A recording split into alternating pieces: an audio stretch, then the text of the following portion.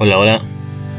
Muy buenas con todos. Les saluda el ingeniero César Escorza de la empresa Tip Engineering para continuar con la parte complementaria del video de la importancia de la capa física. Entonces, habíamos visto las formas diferenciadas en que una señal inalámbrica podía ser una modulación o una señal alambrada podía tener una codificación de línea y hacer un intercambio de información siguiendo distintas codificaciones o distintas modulaciones dependiendo cuál sea el caso.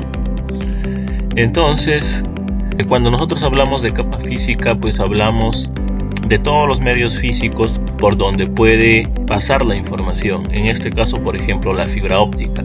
Cuando nosotros tenemos la fibra óptica, pues en condiciones de diseño que veremos netamente en los temas de diseño de enlaces de fibra óptica, pues tendremos que ver las normativas que estas cumplen, como por ejemplo si es una G652, si es una G657, si es una G652B, si es una G652D, qué variante de G657 podría ser, qué radios de curvatura puede cumplir, si cumple condiciones outdoor, si esta fibra es una LSZH, la relación que existe entre el precio del transceiver con la fibra óptica y la ferretería para poder utilizar monomodo o multimodo, los tipos de conectores, el análisis de espacio requerido en un determinado ambiente o cuarto de comunicaciones.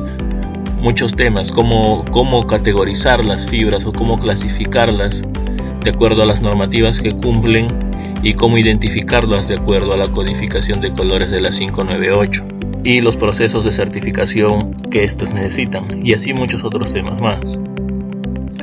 Cuando hablamos de cableado estructurado, pues las categorías que cumplen estos distintos cableados, dependiendo para 100 metros qué velocidad máxima de transmisión lo caracteriza, si es compatible con el PoE o no lo es, con el Power over Ethernet, que tiene distintas clases y distintos tipos de acuerdo a la potencia que puede transmitir, la identificación de colores, los detalles técnicos que estos implican, la tubería y las normativas que deben cumplir, la identificación de pares para identificar la TIA 568 del cableado que estamos instalando.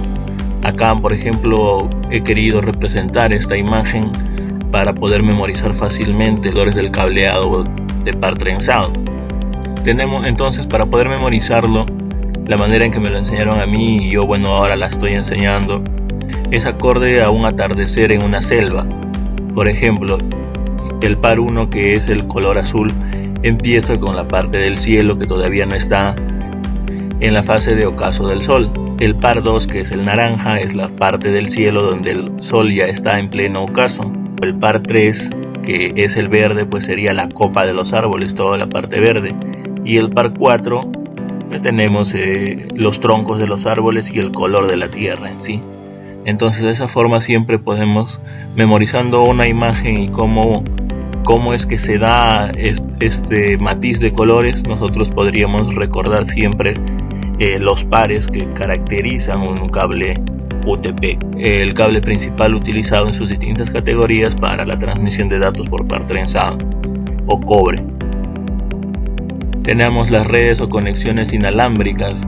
Cuando hablamos de redes o conexiones inalámbricas, nosotros estamos englobando los radioenlaces punto a punto directivos, los radioenlaces punto multipunto, como podría ser un caso muy usual de eso, las redes móviles, que son enlaces microondas pero de punto a multipunto, y pues un enlace satelital, que en este caso, por ejemplo, tenemos una implementación de una visa.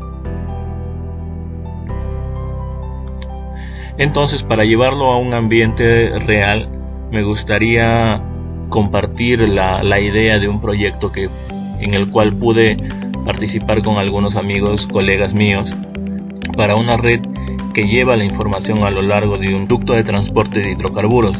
Entonces, si nosotros vemos, prácticamente es un transporte de un ducto interregional. Este ducto, pues lo que tiene a lo largo son válvulas y son distintos puntos como estos de control para poder monitorear el transporte de estos hidrocarburos en tiempo real. Entonces, mostrarles pues cómo es que se integran distintas tecnologías dependiendo de la criticidad de la zona para poder hacer el transporte de información. Por ejemplo, si nosotros tenemos los centros de control en distintos puntos, pero esos centros de control nunca deben dejar de tener una comunicación, por más sencilla que sea, entonces entre ambos establecemos un enlace satelital. Pero en todo el largo del ducto esta solución implica una solución en anillo. Entonces está intercomunicado. En este enlace, en esta zona se encuentra comunicado a través de un enlace redundante satelital, un enlace de fibra óptica y, dependiendo del plan de obras de un operador móvil y qué tan crítico es tener control sobre determinada zona, también se puede añadir un módem GPRS o un módem 3G o un 4G si existe la tecnología en esa zona.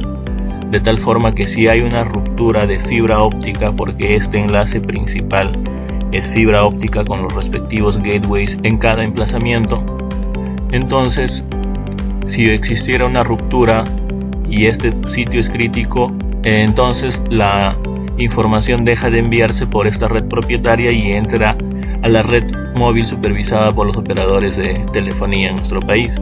Podría ser Movistar, Claro, Entel u otros. Entonces así nunca se pierde la conexión en un sistema de monitoreo como este. A la par, por ejemplo, podemos añadir también unos radioenlaces en una zona si sabemos que existen constantes huaicos. Entonces encontramos zonas donde hay pues una plataforma confiable, se implementan un par de torres y se puede poner un radioenlace. A la par con esto pues funcionan en estos protocolos de redundancia que podrían darle la respectiva prioridad a uno o al otro dependiendo cuando esté funcionando adecuadamente.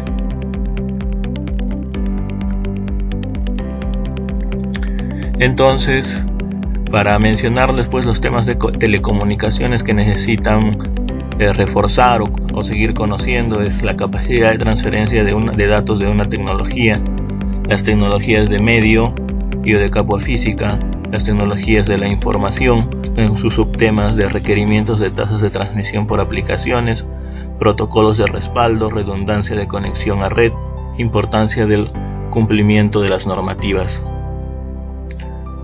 Como conclusiones y consideraciones podemos apreciar que el hecho de elegir un medio físico para nuestra transmisión de información se encuentra en íntimo respeto al medio y realidad que lo rodea. Eso es cierto porque, como les pude evidenciar, hay zonas en donde hay un buen desplazamiento urbano y, por ejemplo, puedo hacer uso de la red móvil, quizás no para grandes envíos de información, pero sí para envíos pequeños como datos de control en orden de los kilobits. Entonces se podría utilizar y no perder visibilidad completa por determinado momento, y eso te da tiempo para poder ejecutar un troubleshooting, un mantenimiento preventivo, un mantenimiento correctivo respectivo o un mantenimiento reactivo.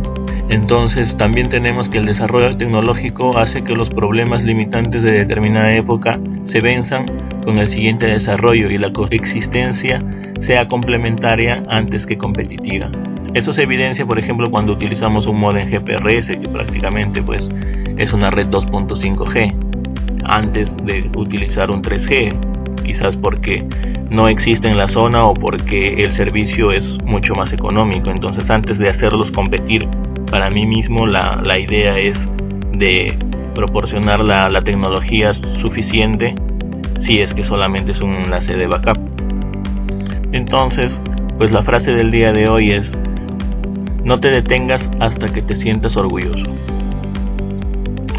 Muchas gracias, somos Tip Engineering y los esperamos en los siguientes temas.